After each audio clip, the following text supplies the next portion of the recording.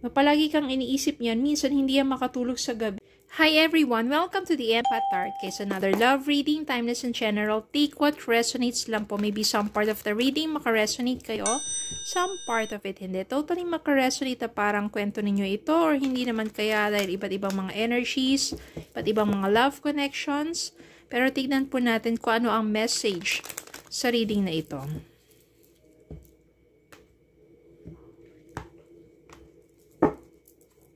Spirit guide, send me messages. Anong love connections ito? Lessons in life and guidance. Ang nais yung ipabatid sa amin, mga aral kabay sa buhay, pag-ibig, and life in general. Ano kayang energy ng person nila? Ano mga possibilities na maaring mangyari in the near future? Between you and your person, kahit no contact pa man kayo, or ano ba mga possibilities dito? Ano mga messages of life and mga love messages?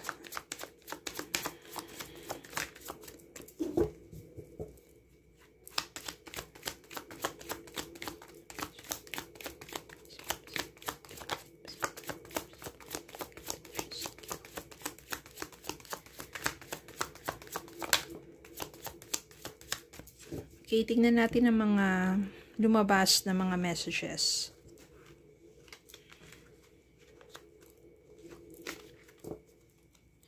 Queen of Wands. Page of Cups. The Tower. Four of Pentacles.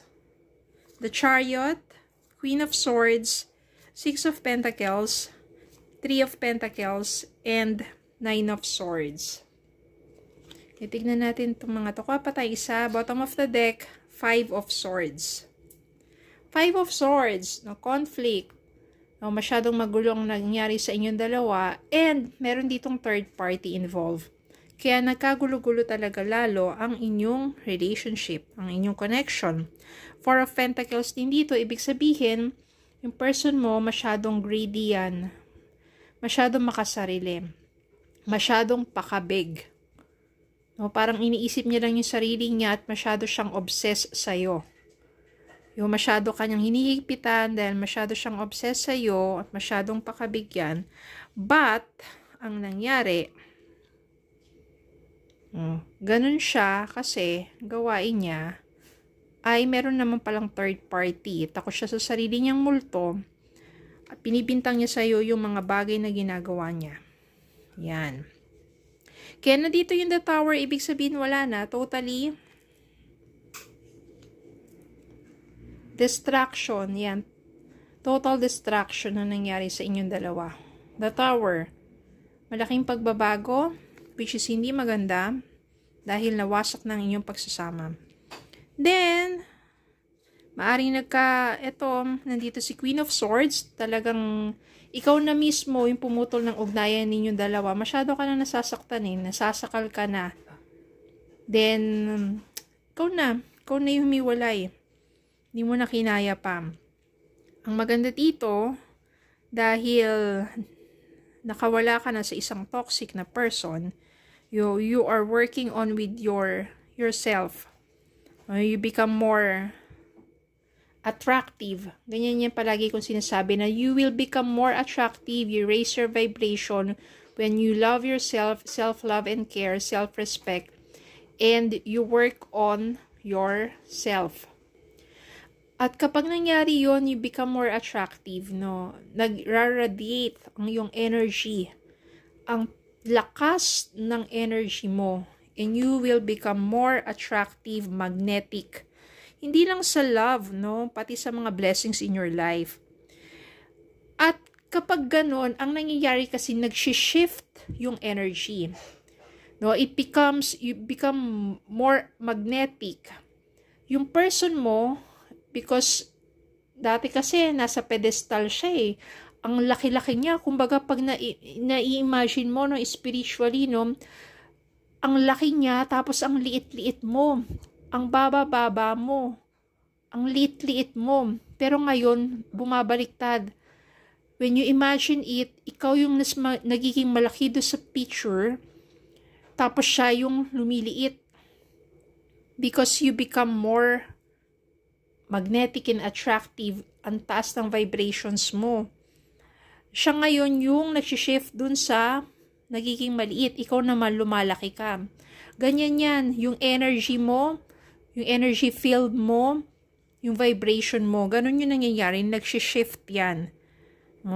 Tapos ikaw, ang lakas-lakas ng energy mo, you overcome yung mga, sabihin natin mga ups and downs ng buhay mo, nagiging malakas ka, nagiging successful ka.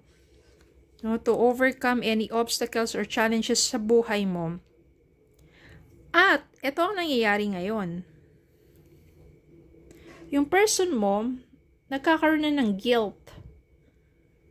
No, palagi kang iniisip niyan, minsan hindi yan makatulog sa gabi, kakaisip lang sa'yo.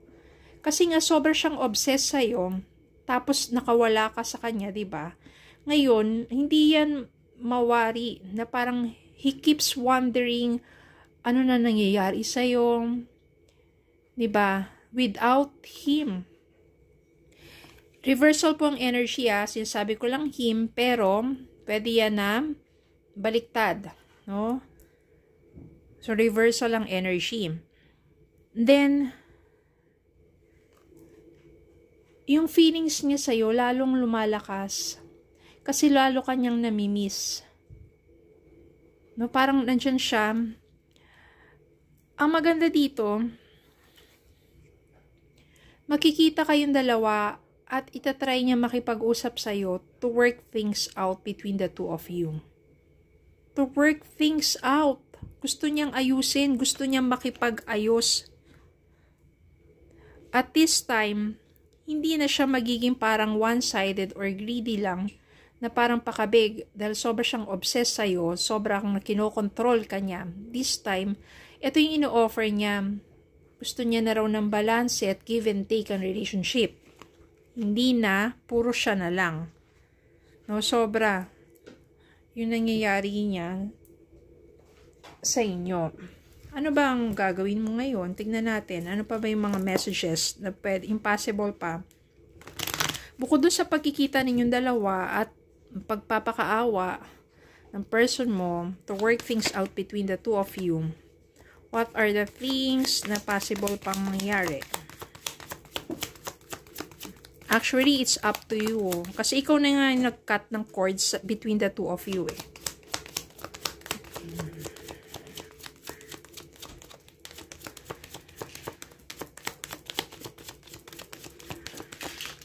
Yan. Tingnan lang natin tong two messages na to.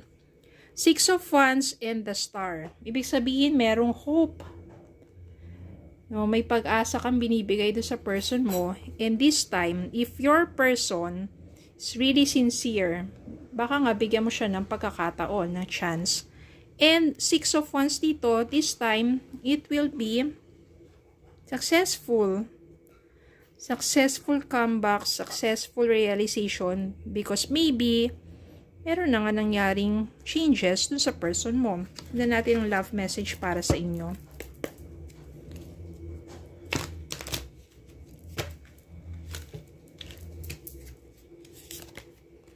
Deception, someone is wearing a mask in this relationship.